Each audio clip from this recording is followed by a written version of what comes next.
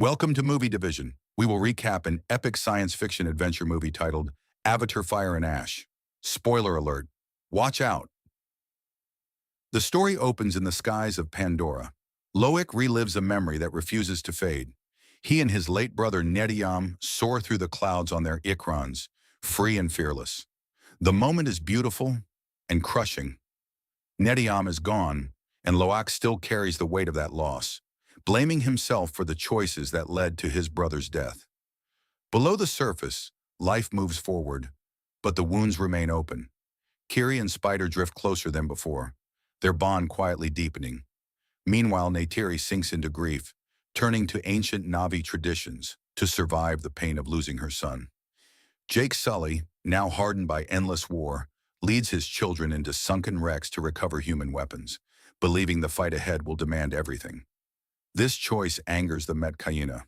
Their leaders, Tonawari and Ronal, see firearms as a betrayal of Awa. Tonawari urges Jake to reclaim the mantle of Toruk Makto, but Jake refuses. Riding Toruk again would turn him into something he fears becoming. The RDA never stopped hunting. They tear through wreckage, scavenging what remains. Scoresby survives his injuries with a mechanical arm, while General Ardmore begins to lose faith in Quaritch, whose obsession with Jake burns hotter than ever. Even Ian starts questioning where his loyalty truly lies. Loic, Kiri, and Spider swim alongside Soraya, Ionung, and Rocho, bonding with the outcast Tolkien Payakan, a creature shunned for choosing violence. That night, Spider nearly suffocates when his oxygen runs low. Narrowly saved before it's too late, the next blow hits harder. Jake announces that Spider will be sent away with the Wind Traders, somewhere he can breathe freely. The children protest. Spider begs. Neytiri's words cut deepest. He will never be family. Jake arranges passage with Palak, leader of the Wind Traders, while Neytiri protects them from the skies. The journey turns into chaos. The Wind Traders are ambushed by the Manquan, a brutal fire-wielding Na'vi clan led by Varang. A savage aerial battle erupts. Warriors fall from the sky. Ships burn. Neytiri is thrown into the forest below. The children crash soon after. Hidden among the trees, they witness horror. The Manquan overpower other Na'vi by linking their kurus, then severing them. The children flee, killing attackers as they escape. But Spider's oxygen finally runs out. With no other choice, Kiri connects to the living earth. Mycelial growth engulfs Spider's body. For a moment, he is still. Then he breathes. Spider no longer needs a mask. The Manquan capture the children, stunned by what they've seen. When Kiri calls it the will of Awa, Varang snarls back that Awa holds no power here. Jake is captured by Quaritch and Wainfleet. When they realize Spider's in danger, Jake and Quaritch form a fragile alliance. Guns are introduced to the Manquan. Thunder is taught. Kiri reconnects with the land again, unleashing toxic plant life that forces everyone to scatter. Elsewhere, Moat tends to Neytiri.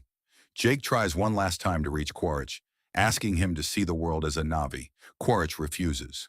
Back at the RDA base, Parker Selfridge sees Spider not as a boy, but as a biological miracle. Tests reveal the impossible. Spider has grown his own Kuru. Kiri tries to connect to Awa again, and is shut out. Moat reveals the truth. Kiri has no father. She is a clone of Grace Augustine's avatar, not her daughter. If she pushes further, it could kill her. Neytiri, consumed by hatred and fear, suggests the unthinkable. Kill Spider, or the humans will never stop. The Tolkien Council exiles Payakan for attacking humans. Loic is devastated. When he speaks up, Jake lashes out, blaming him for Nediam's death. Loic breaks. Alone, he nearly ends his life.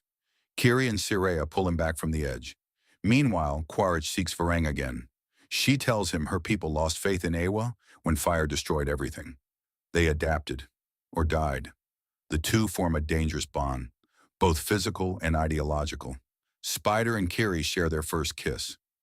Moments later, Quaritch and the Manquan capture Spider. Jake surrenders himself to protect his people. At the RDA base, Quaritch is hailed as a hero. Loic finds Payakan again, learning of Tanakh, the last survivor of his family, blinded by whalers. Scoresby prepares another slaughter. Ian protests. But the hunt continues. Neytiri infiltrates the base, crippling defenses and confronting Varang. She severs Varang's Kuru and escapes as chaos erupts. Ian frees Jake. Spider shields him, knowing the RDA won't shoot. Jake considers killing Spider. He can't. He embraces him. Neytiri finally sees Spider and accepts him. The Metkayina refuse to fight until Loak brings Payakan and Tanak before them. The damage is undeniable. Jake accepts his destiny. Turek Makto rises again. The final battle ignites. Tulkun strike the whalers. Navi clash with humans. The Manquan descend in fire. Ronald is mortally wounded after giving birth to Pril, entrusting her child to Neytiri. Kiri dives deep. Awa answers. Sea creatures rise. Ships are torn apart. Scoresby is consumed. Ardmore dies in flames. Varang flees in terror. A massive oceanic flux opens, swallowing the RDA's flagship. Quaritch attacks one last time. Spider shoots him. Jake pulls Spider to safety. Outnumbered, Quaritch plunges into the fire below. Pandora heals. Payakan is welcomed home. The clans reconnect with Awa. Kiri brings Spider to the Tree of Souls, where he meets Grace and the Fallen. The Navi finally see him, not as human, but as family. Loak tells us the war is not over, but the people of Pandora are no longer running. They stand together. If you enjoyed this recap, smash that thumbs up button, subscribe to our channel, and turn on the notification bell so you'll never miss our next exciting recap. Drop a comment below and tell us your favorite part of the movie. We can't wait to read your thoughts. Thanks for watching, and see you in the next one.